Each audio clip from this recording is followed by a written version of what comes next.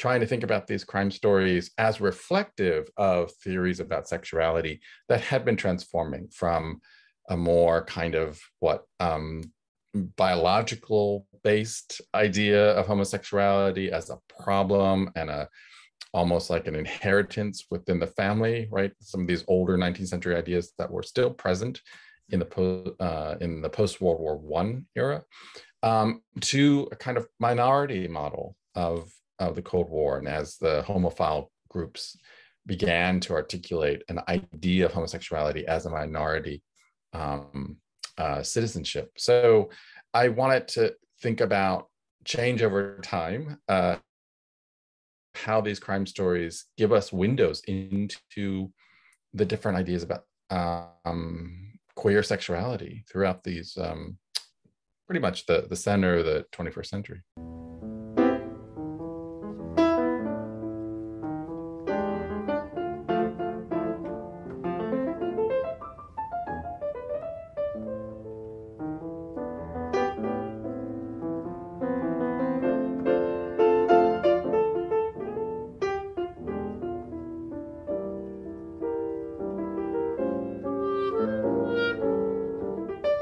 Hi, everyone. Welcome back again to the Ivory Tower Boiler Room. Today, I think the title of our organization is very fitting because I'm actually joined with True Crime in Academia's Mary DePippi, who you all know. Hi, Mary. Hello.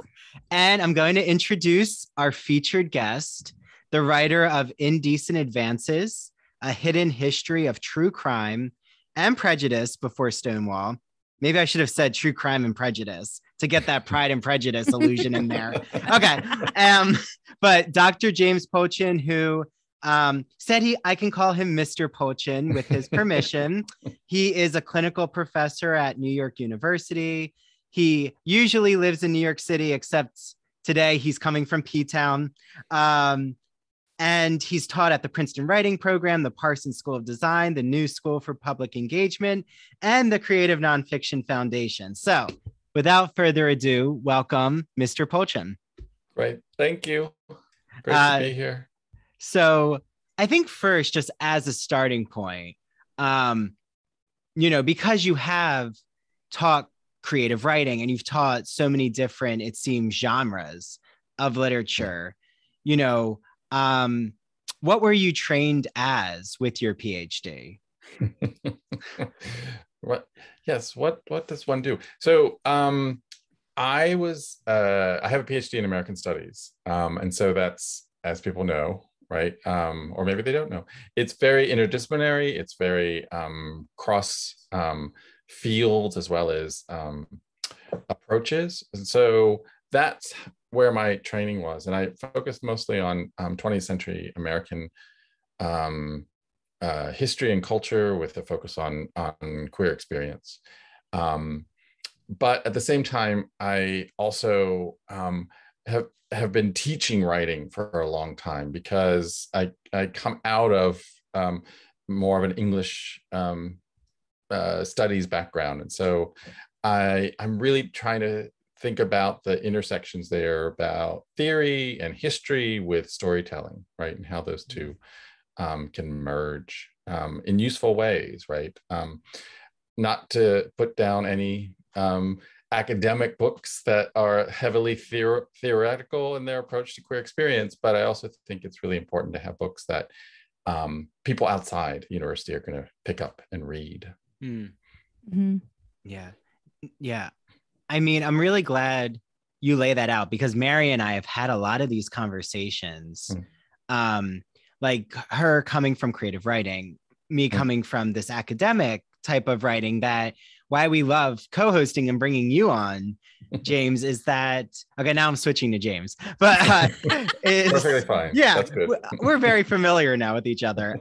Is because I think that's why we really love these creative nonfiction books, because it's like a blend of biography. We experienced this with the Maryland and Manhattan book, how you have to merge these genres together. And, especially with a book like Indecent Advances, I could see how it could come out of a more academic vein of scholarship, but to me, it wouldn't resonate the same for the general public. So Like, you know, I know Mary was going to ask a question, but sorry, Mary. No, it just is something I really wanted to bring up right away is like, how concerned were you? It sounds like you were thinking about making that bridge from being scholarly to speaking more to the public. Right. Precisely. Yeah. I knew the book that I could write, and I didn't want to write that book. I wanted to write a book that was more narrative focused. And so, as you both know, like, so each chapter really focuses on a particular case. And I tried to, the real goal in writing and focusing on the story here was to give you the experience of what it was like to encounter the newspaper at that time. So really taking you through the week by week stories, or however long the story was in the headlines. And so kind of give that sense that you as a reader are getting an understanding of how folks back then in the 30s or 40s or whenever would have experienced that story, right? And all the sort of mysteries or uncertainties around it. So that was a challenge, but it was a good challenge. And to your point, yes, I think that we want to think about different audiences when we write about queer experience, and when we write about queer history, and think about different people who we want to reach. And for me, of course, crime is such a very popular thing for people to engage with, right? And so it already had a subject matter that lent itself to a larger audience too. I also really like how you point out the role of the media in this. And I do like that approach of, here, this is what, like, if you were alive during this time, this is what the news headlines would state for these cases. And I think that people have this misconception that the media today is the only type of media that could, not necessarily brainwash people, but present a narrative that isn't always the truth. I think people think that more as a present day problem and not a problem that's just been consistent with media since its birth. And I like that this book points that out.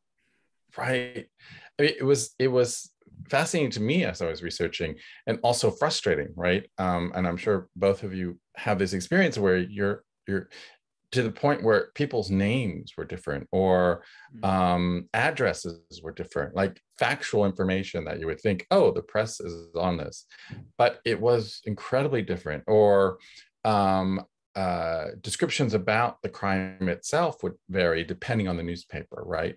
And so, yeah, I think that that's one thread of this book where, the media has always been a contentious site in terms of how we understand the truth of the news of the day, depending on which newspaper you bought that day, Yeah. And I really like that process of, especially, as I'm like looking back at your chapter titles, because I wanted the audience to hear one, because they are so creatively done, James. But like, you have your intro, which I know we're going to talk about, because that's where you lay out the invention of homosexuality as a term and all that. But skipping forward, just to read one of the titles, When the Men Came Home is chapter 1, Sailors, Scandals, and Mysteries in the 1920s. And I just really love how you take us through the 20s, the 30s, the 40s, post-World War II, and we eventually get up to the 60s into Stonewall, like right before Stonewall. Right. So I was curious, like, why was it so important, you think, to take us through the decades? Like, and organize the chapters that way? Right. I played around with the structure a lot. In the field of history, oftentimes we want to kind of unsettle a timeline approach to telling history, right? That sequencing maybe isn't the best way to tell a certain history. And so I played around with a lot of approaches, and just always came back to the kinds of cultural transformations that were happening through this period, from World War I to the years before Stonewall, right? And so much transformation was going on, from the kinds of the prohibition of the 20s the Depression, World War II, and then of course post-war, Cold War, and the Red Scare, the Lavender Scare, and also trying to sort of think about these crime stories within the historical context was really important for me. Trying to think about these crime stories as reflective of theories about sexuality that had been transforming from a more kind of biological based idea of homosexuality as a problem and almost like an inheritance within the family, right? Some of these older 19th century ideas that were still present in the post-World War I era, to a kind of minority model of the Cold War. And as the homophile groups began to articulate an idea of homosexuality as a minority citizenship. So I wanted to think about change over time, how these crime stories give us windows into the different ideas about queer sexuality throughout these pretty much the center of the 21st century. Mm-hmm. Yeah. And where did James find this inspiration? Like what in like your own life or what in your research, like what led you down this path in the first place? Like, okay, I have to write a nonfiction book that outlines mostly, queer male true crime cases. Right. Yeah. People often ask me that when I tell them what, book I wrote. They're like, oh, yes, I wrote a book about the murders and assaults of queer men, in the decades before Stonewall. So I was doing research at Yale, the Yale archives, into the scrapbooks of Carl van Vechten, right? And Carl van Vechten was this writer, photographer in Harlem during the Harlem Renaissance. So from the early 20th century, I think he died around 1960, if I remember, 64. And he was such a force, right? He was responsible for getting a number of Harlem Renaissance writers published by mainstream publishers, right? He would take groups of mostly white Greenwich Village bohemians on tours of Harlem in the 20s, and he would bring Harlem performers and musicians down to the salons of Greenwich Village, much to the dismay of some of the bohemians of Greenwich Village, right? And so he was really interested in crossing different kinds of cultural borders, right? Around race, around gender. He was married twice in his life. But yet he had a whole coterie of men who he had sex with and relationships with. And so he kept these scrapbooks. He was a collector of many things, all kinds of ephemera, as well as books and music, but he kept these scrapbooks of queer life through those decades, from about the 20s through the 50s, up until almost till the time that he died. And they were filled with flyers from drag balls. They were filled with articles from must have been sort of rag newspapers of some sort about these drag balls. There were ads for some of the queer novels of the 30s and 40s. And mixed into these scrapbooks were these little articles, those crime articles. And he had underlined, or someone had underlined, because some of these articles were sent to him. He would underline where, say, the victim and the murderer met at the bar, right? Or he would underline certain key details of articles that were clearly coded queer, but weren't explicitly queer, right? And so this got me thinking.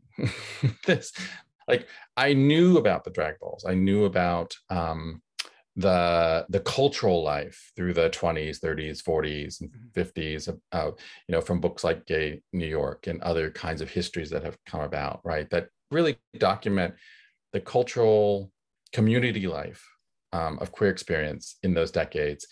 All of the kind of richness of that life, despite the prejudice and discriminations. But here was Carl van Vechten documenting with these materials also the crime stories, right?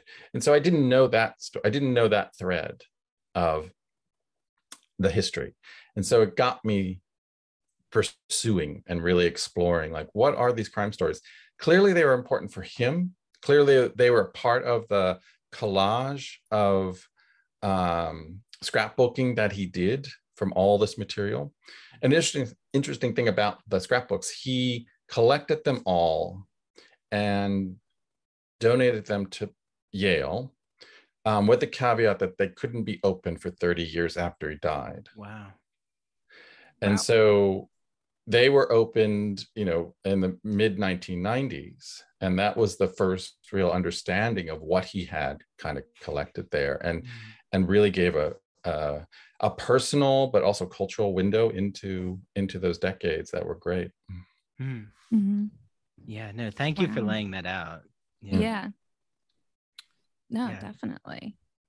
Yeah. Now, were you always did you have an interest in true crime before you started this work, or was this kind of just something where you saw this and you were like, oh my gosh, people need to know about this?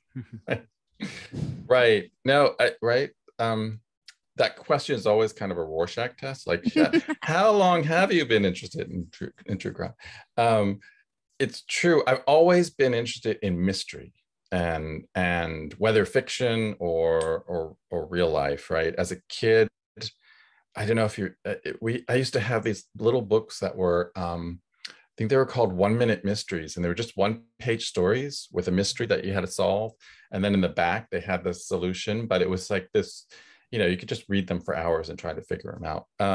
So I've always been interested in mysteries, and been thinking about crime in that context. Like, what, as I get older, it's like, what draws us to mysteries? Why is crime, which became such a fascinating subject in the mid 19th century, at the very moment where we're industrializing, we're modernizing in ways, unprecedented ways, and crime becomes so important, right? And we tend to think of crime as just, that side thing, the tabloids and so forth and so on, but it's so intertwined in the last 2 centuries of experience, particularly North American and Europe.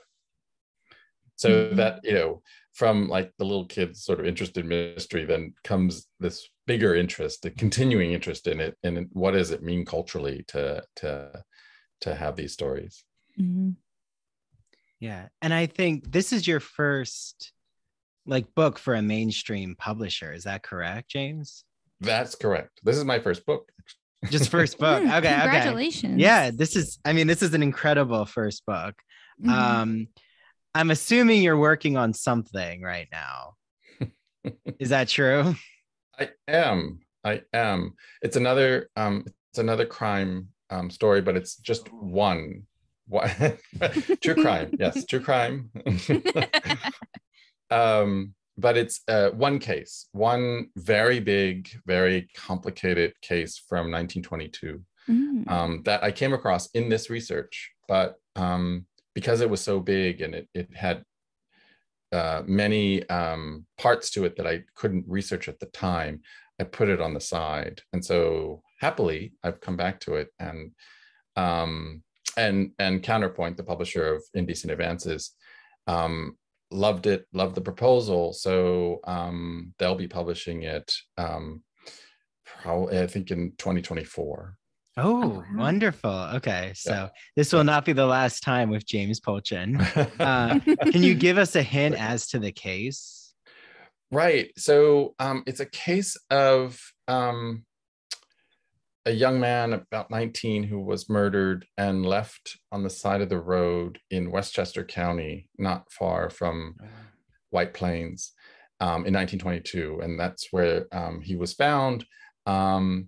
And a few days after he was found and identified, a man came forward who was the wealthy son one of the largest baking companies in the U.S.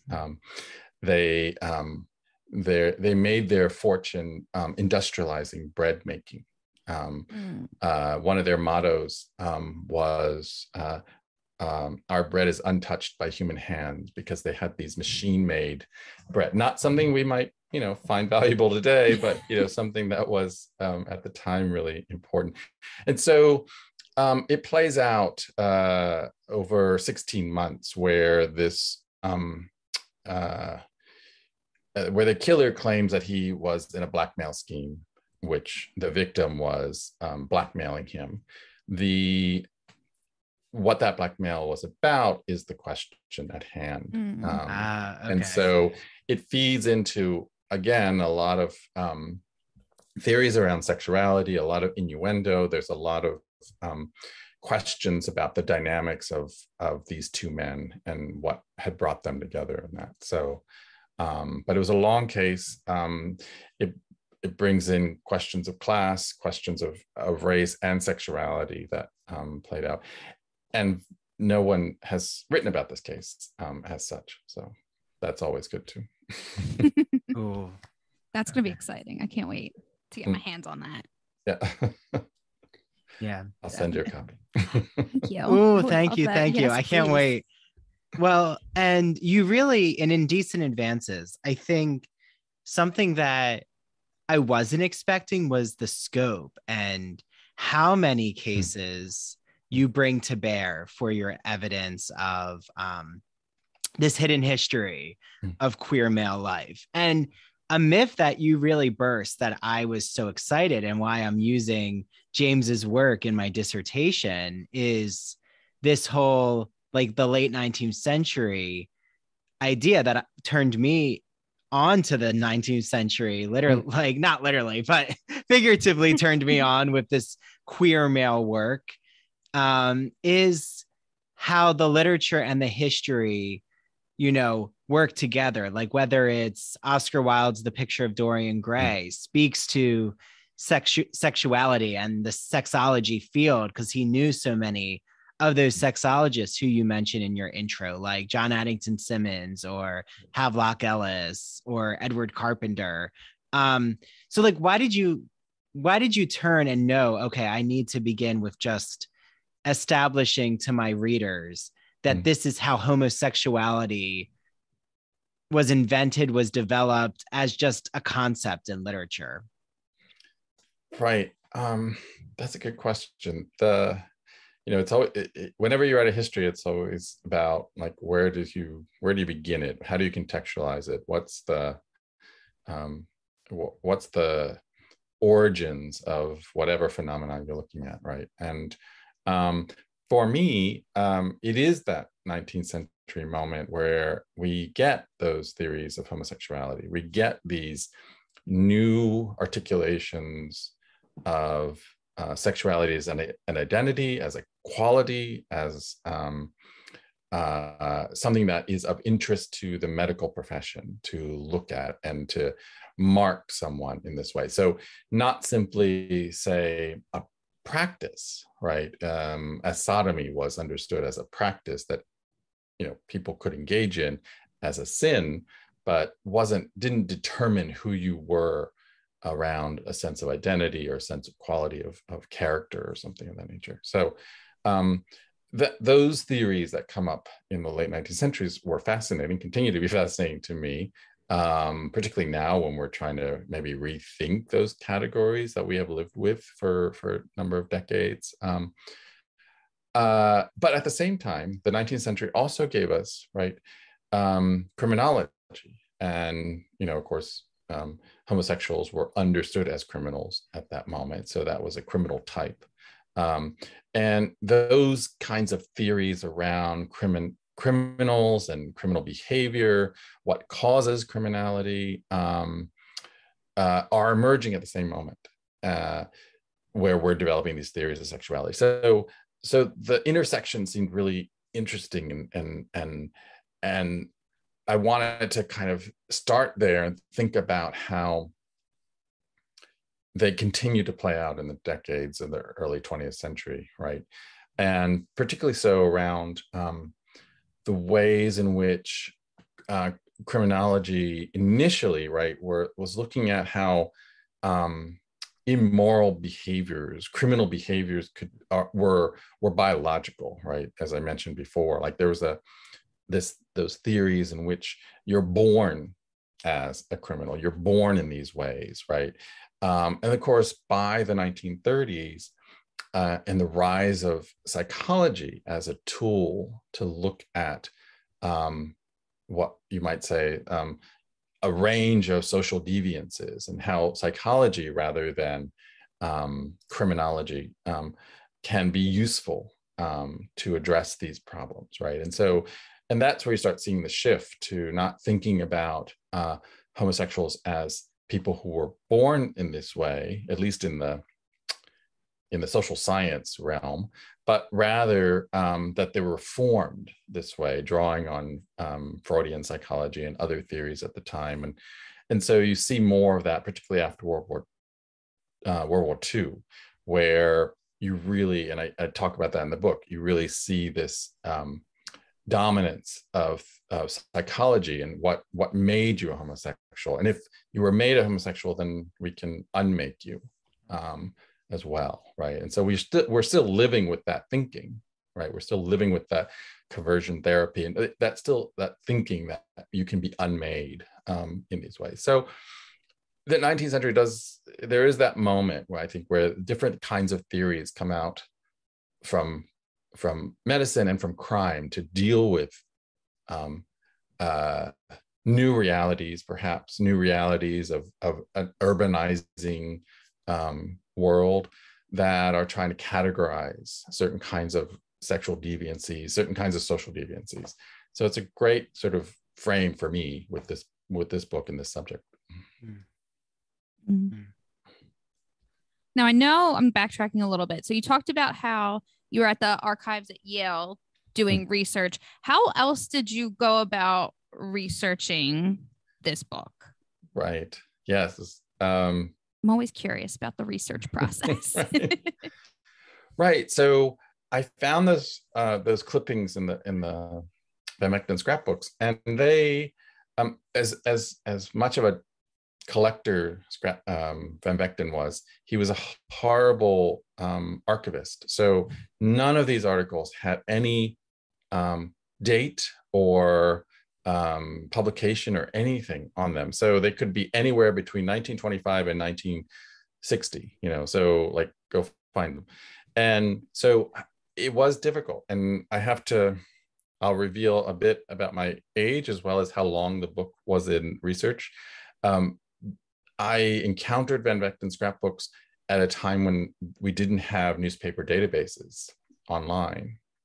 Mm-hmm. So the research was very limited in terms of going to the New York Times index and trying to research, say, the killer's name or the victim's name, or trying to research a crime or something of that nature.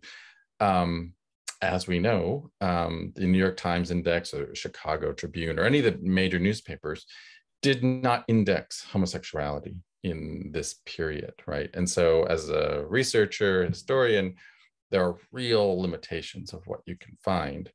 And so I did find some, and I did, this project was the dissertation many years ago. And so I was able to write some of it, but in a different context.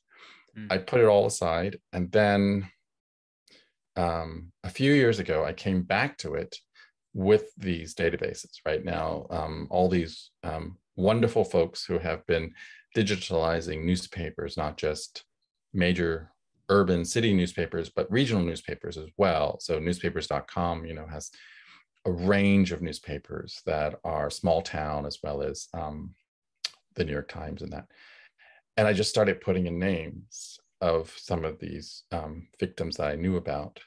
And I started seeing newspaper articles from across the country about the crime. And then I got really excited and I thought, oh, what if I just started researching, sailor found murder in hotel, and playing around with different keyword searches. And that just opened up all of these articles that I had no idea existed, and could not have found them any other way than through these kinds of digital databases that allow you to do keyword searches.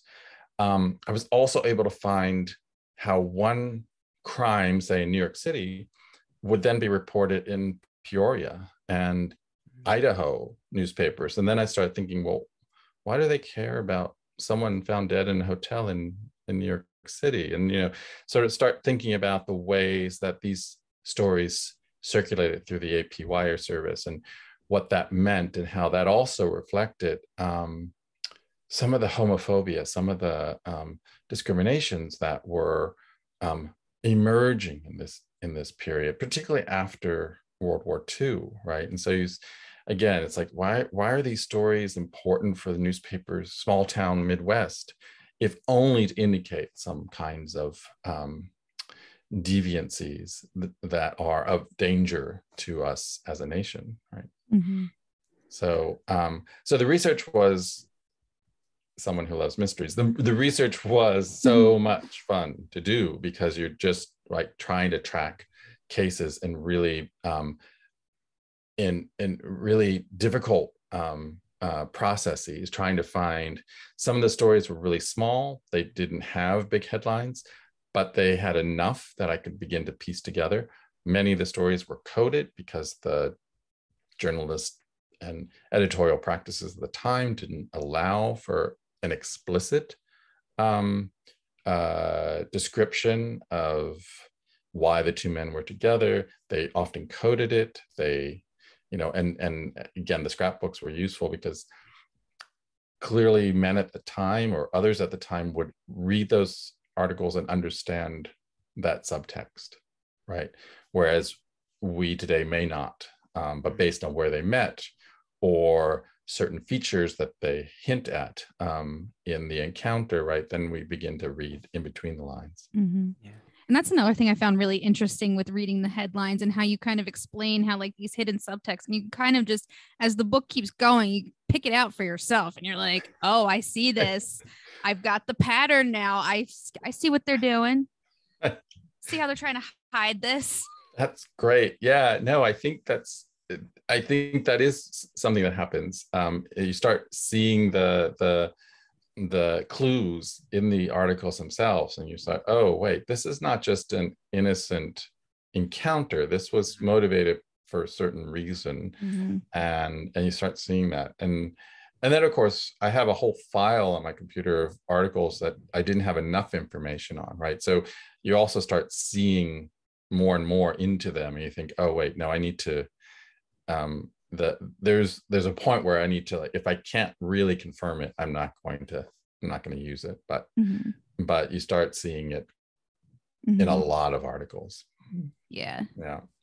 And I think I just really love what you've discussed about your process, and how, because of the research field and like not having that technological advancement of like having homosexuality or having other terms that identify queer men, that sometimes you have to return to a project and it's not yet time because you just can't reveal all the stories. And, you know, but it's also something that speaks really, I think what first drew me to your book really was, I love your methodology, because with my work, I'm really interested in how Greek literature is used by 19th century male authors to speak to queer desire, and it's a form of coding. And like, okay, well, if we open that can of worms, you're going to reveal a lot of queer desire. It's not just, right, that identity. And I think especially for our current audience, for the public, they're so used to LGBTQ terminology that just didn't exist. Because like you're saying, it develops as a field, just like criminology, just like race at the same time develops as a field with language. So yeah, there's so many questions I could ask, but I think my first is just, you know, not only do you open and fling the door back on queer men who were involved in crimes, which we can see in newspapers. But right, because they're in the newspapers, how many stories aren't in the newspapers about queer men who are having dalliances and love affairs and living very exciting lives, and it doesn't involve in a murder, right? It doesn't end in a murder. Like that's a small segment, right? And I wish we had all of those stories before photography, but we just don't have them recorded. But like, how did you process that? Like, when were you thinking of that? Like, what other stories might be out there? Okay, hold on to that question because we'll be right back. But first, a word from our sponsor.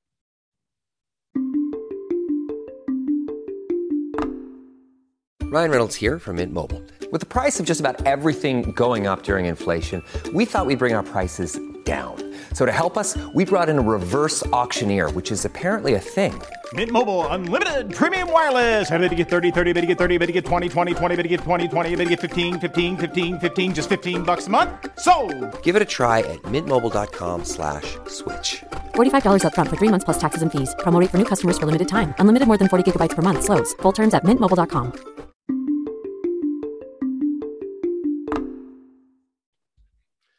Right. All the time in this, right? Because of course I am, the stories I've gathered here are in the news because of that tragic ending, right? And I start in the intro actually with a small article about a man who was murdered in a hotel in Midtown Manhattan, who had come into town from New Jersey. I think it was Summit. I think he lived with his wife. He was 60, late 60s. He'd come in to buy theater tickets for their anniversary, right? And at some point, he went to this hotel room with a man dressed in a sailor's uniform, and was robbed and murdered in the hotel room. And of course, that case in particular, I think, well, I'm almost 100% sure that's not the first time he did that. It's not the first time he went into New York City and did this, right? And he worked for the post office in New Jersey, and he had by all accounts, a fairly successful and happy middle class life there.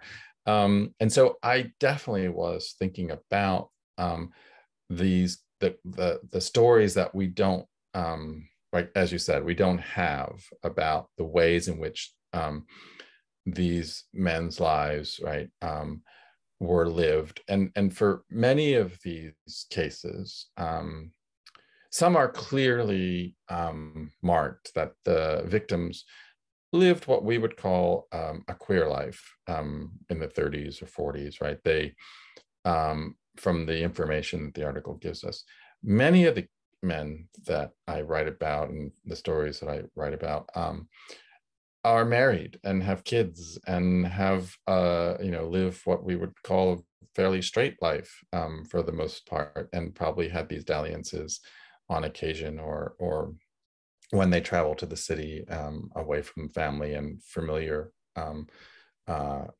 friends as such. And so that also was interesting to me in terms of these were men who were kind of on the margins of the marginal queer world at the time. They probably didn't hang out at the cabarets that much, or some of the world of queer community that we know from books like, again, Gay New York and When Brooklyn Was Queer and other kinds of histories. And these are men who were marginal even to that world. And so that's also an interesting component here for me. What happens when you criminalize homosexuality is that you're not just targeting queer people, you're targeting, a whole set of practices, right, that put people in danger, that are not in your categorizations of what sexuality is, right? And so that was something that I was also thinking a lot about when I was finding these stories and writing about these stories. But certainly I would hope, these stories, as much as they are tragedies and very difficult kinds of stories to read, they also do open a window of like, look at how much risk and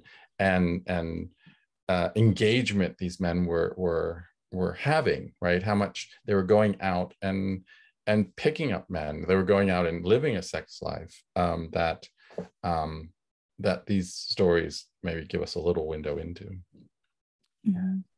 Yeah. I do have to say though, the chapter about the sailors and the men coming home, I just kept reimagining Anchors Away, you know, the movie with Gene Kelly and Frank Sinatra, Right. because when I think of sailors coming home, that's my first like impression is of like that movie with them running around town and stuff like that. And I was just kept thinking like how different this story would have been had it discussed that more. Right. And really gotten into that, because I mean, you think about it, it's three men running around. So, you know, I feel like had it looked more into that aspect of the men coming home, which obviously it wasn't going to do because, you know, Hollywood wasn't ready for that then. But, you know, the concept of that, I think, would have been a very interesting and definitely more serious and not as comical, but I think would have been a definitely more interesting film. Right. Right. Well, also it's interesting because there's an element here too, which how people might have read that film at the time too, right? So there's that element, right? And so plenty of folks have written about sort of the queer subtext of some Hollywood films that were able to get through even with the censors and that, but trying to get a sense of so many of these stories in this book are with enlisted men, sailors, soldiers, right? I mean, partly because I think they were moving around a lot. They were anonymous for the most part too. So that was an element here. But I just thinking about that, like how pop culture representations are also maybe being read through the time, through the other elements that people are engaging with, from newspapers to films, and how queer subtext might have been threading through some of that.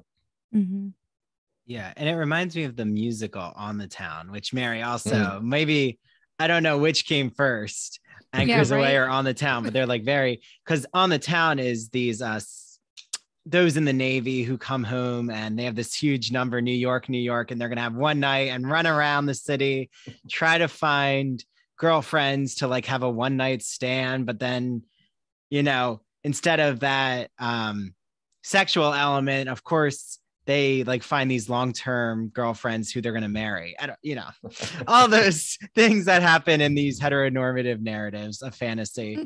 But, you know, I am curious because you keep speaking about the current moment, and I don't want that to go unnoticed, James, because I think it's so important, because now our language is really around coming out and that identity. I mean, I'm reminded of the play Take Me Out, which, you know, has gotten in the news because of a leak with Jesse Williams and full frontal nudity. I'm not going there, but, you know, like that play really came out in the early 2000s. And there was a lot of these narratives about, you know, it still happens. Like, is such and such actor going to, is he gay, or is he going to come out, or is this musical artist going to come out? And, you know, there's still like, it's now about identity and like, are they going to come into the LGBTQ community, or are they going to stay hidden? And I mean, you can see it on Grindr all the time. Like, well, if you want to go on Grindr, I'm on Grindr, but you know, like, I guess I'm still surprised. Like, there are men who will reach out to me who are married, or, you know, they have a wife, they have children, and like, they're trying to find these one night stands. And, you know, it still happens in some capacity. So like, not that I want you now to become the, you know, spokesperson for psychology around LGBTQ people, but like, why do you think, even with all the progress that's been made with LGBTQ representation, why do you think these, like, in a way, this hidden secret aspect still does exist? Yeah, that's tough. I mean, I think if from a historical lens, right, that these kinds of categories that we create or have created, right, have their own cultural importance, but they maybe often don't reflect the sex lives of the way men see themselves, right? And so, or women in that as well. I think, there's still certainly an anxiety around sort of naming oneself as queer or in any way, right? And so, and to say, oh, that's not me. And I think even for the men that populate this book, they there's no sense that they would see their own sexuality as a part of their identity. It's more of a practice that they engage in, right? They might have an affair with a woman, or they might have an affair with a man, right? And it was simply on that level.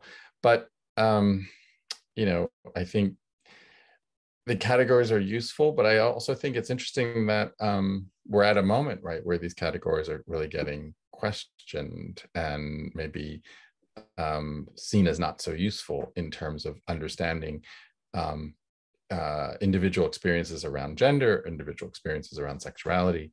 And so it is interesting to think about this moment as maybe another rethinking, shifting in the way I think the 1950s post-war homophile movement that emerged to define homosexuality as a minority category, which, as we know, among those activist groups, there was a lot of debate around this idea that, no, we're not a minority group like African Americans. That's not, that this is something we do. It's not who we were born as, right? In terms of race or ethnicity or class even, right? And so there's a lot of debate among folks involved in those homophile movements about how to think about sexuality as a minority category and what are the problems there. Obviously, it has a very powerful political importance, and that really, I think, motivated that as well, right? But these categories, and again, I go back to the 19th century, these categories become ever shifting, and I want to think about how these categories get used politically or culturally, and then how people kind of navigate the categories for their own lives, right? Yeah. Mm-hmm. I mean, it's just, there's like so much that you're saying, James, that really just resonates. I think like it's so important to think about how we are, because I completely agree. We're in this new transition of understanding sexuality. And I can especially see it with Gen Z and like how now on YouTube or TikTok, you'll see men who, the public would identify as straight, but they don't really claim that identity. And they're like exploring with other men. And it's not just sexual, but it's like romantic. And there's a lot more bromance happening and this comfortability and fluidity. But at the same time, we have like censorship with LGBTQ literature across the country. So it's like, right, it's like these two very drastic movements. And, but the younger generation is going to continue. So in my opinion, it's kind of, maybe that's why there's so much pushback, is seeing what you're discussing, which is challenging sexual categories and making them more of an open understanding. I don't know. Is that why you think we're seeing pushback?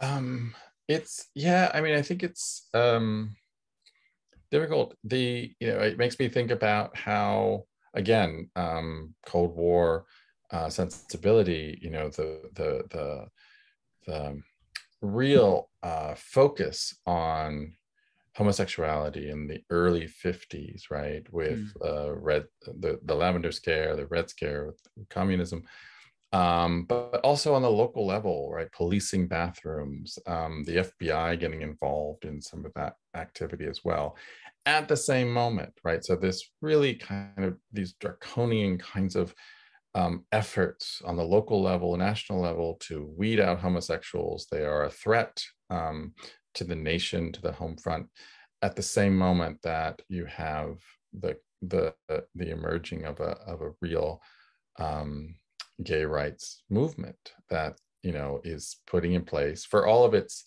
you know, debates and some of its conservatism at that time, put in place a sensibility that grew, so that by the time Stonewall happened, right, there had been activities that had been going on across the country. So I think, you know, that's an interesting, you know, I don't know if that's an interesting parallel, but it's a useful parallel to think about the ways in which, on one hand, you have this political and federal and local responses to homosexuality, and on the other hand, you have this really rich political, cultural,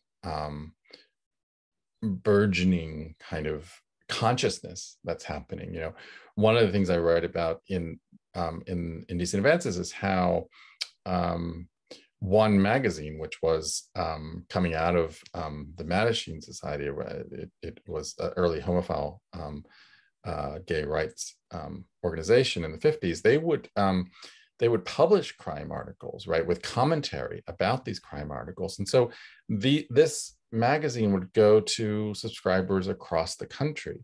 And what I say in the book is it built a kind of consciousness for readers to think, oh, that attack that happened in my town is not just because I live in this kind of horrible homophobic town, or the police here are just, you know, horrible, but look, that sort of similar thing has happened in Pennsylvania, or it's happened in Washington State, or it's happened in Wisconsin. And so those crime stories and the commentary around them from different parts of the country made and helped, I think, facilitate a consciousness around queer citizens as minorities and as victims within the system as such. Yeah, I'm surprised how uplifted I feel during this interview. I'm like, I have hope for the future, but and it comes, well, but Mary could tell you, right, Mary, that sometimes with your podcast with true crime and academia, that you always say you're not loving the crime cases, but there is lessons you're learning. And that's how I feel right now. You're really acting as a guru, James. Yeah. Well, I do think, you know, oftentimes people tell me, why are you writing about these gruesome stories, right? And that's, gruesome is a word that most reviewers use when they talk about this book, right? And yes, these, you know, that is an element here, but it is, and, you know, Mary can speak to this too, right? There is, you know, the crime is a window into something much more interesting than just who did what to whom, right? I used to teach a course at NYU on a history of murder, right? And it really was, you know, students come for all kinds of reasons into that class, but, you know, it really was, you know, the act itself is really a small part of it. It's how that act then gets told, or how it gets adjudicated, or how it becomes political or cultural, or however, right? That's the interesting parts here, right? Yeah. And now go, Mary. I mean, no, I was just going to say, I agree with all of that 1,000%. I mean, true crime is a lot more than just what happened and who did it. You know, as we see again in this book, you know, you see how the media plays a role in, you know, telling the public about these cases, which I feel like is a comment on the culture surrounding when that murder happened. And, you know, then you can look into all the cultural aspects around that particular crime, you know, and then my favorite part is always the psychology of who did it, right, and why they did it. What happened to them either in their childhood, which happens a lot, or, you know, as their brains were forming, like what happened to them that made them think this was an acceptable way to get through whatever trauma it was that they had experienced. So, right. Which again can also just take on multitudes of different avenues to look down.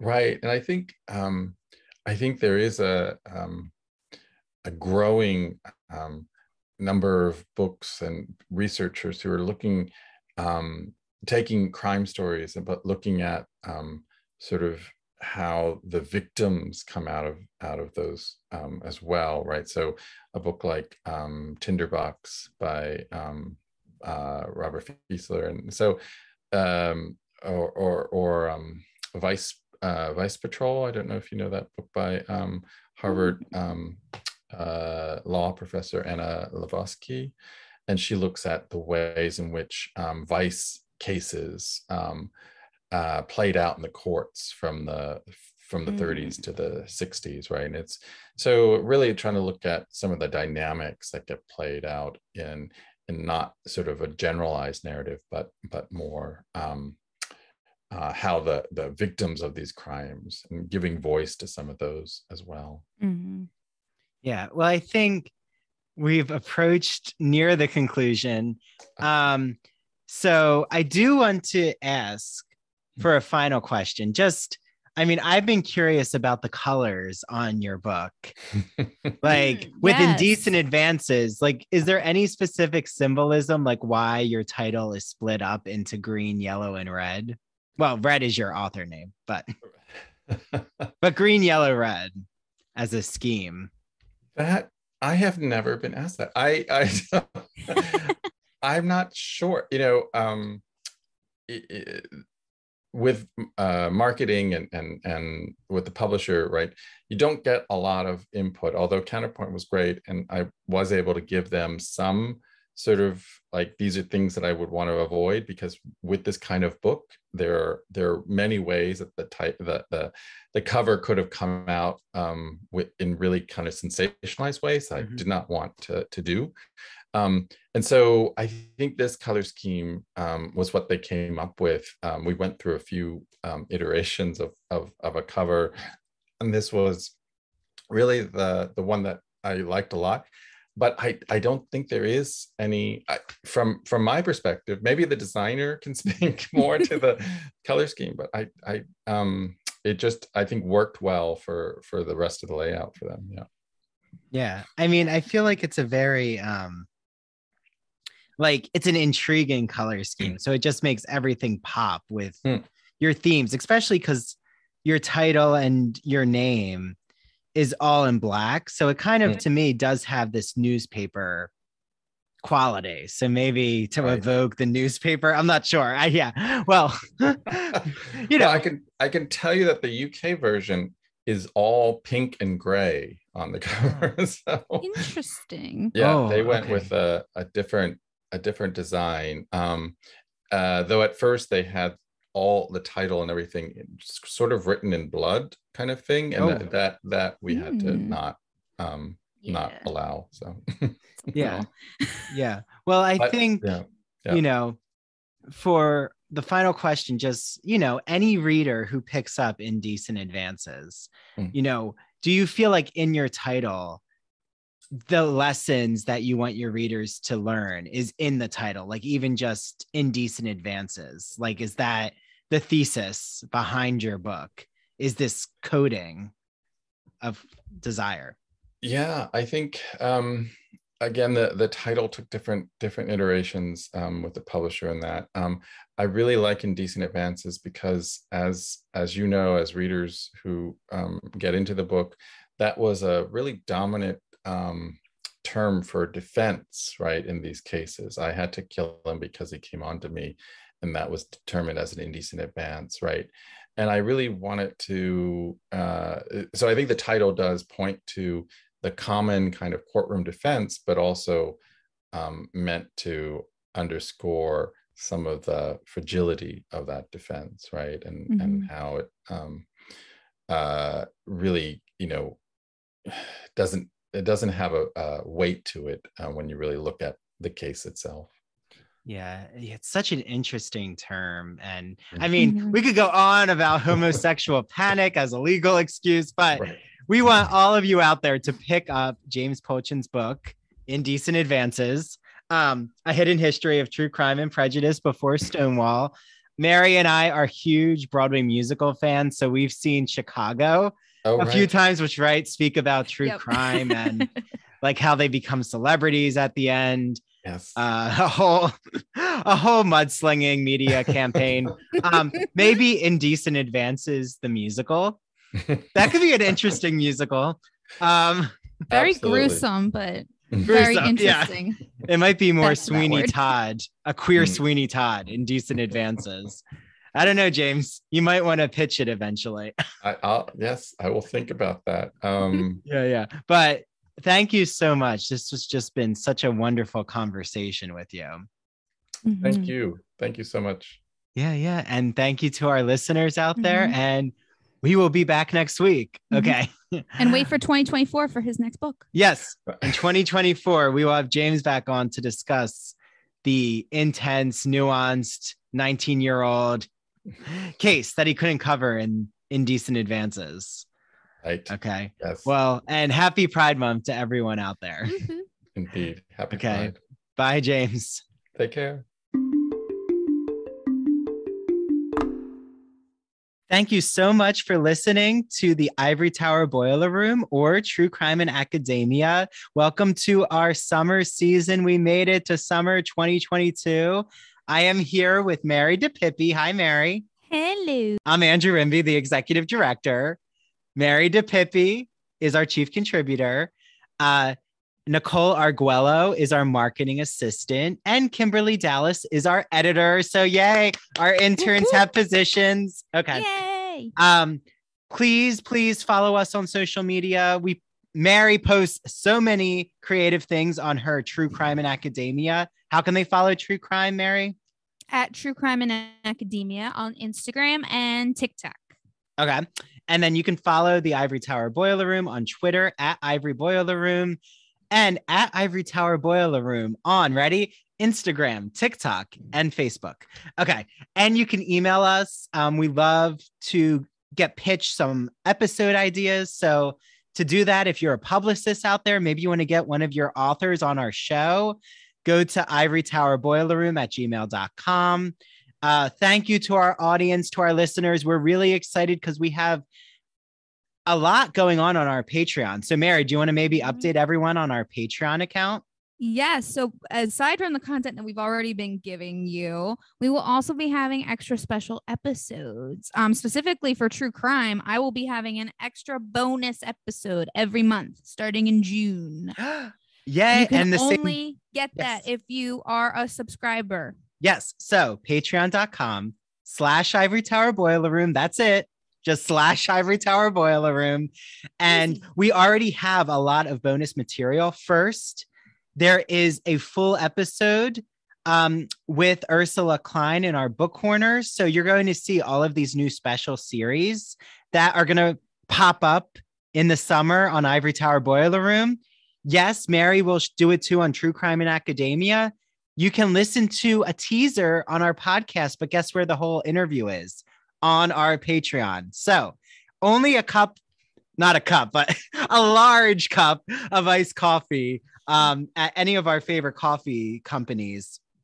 You only have to pay $5 a month.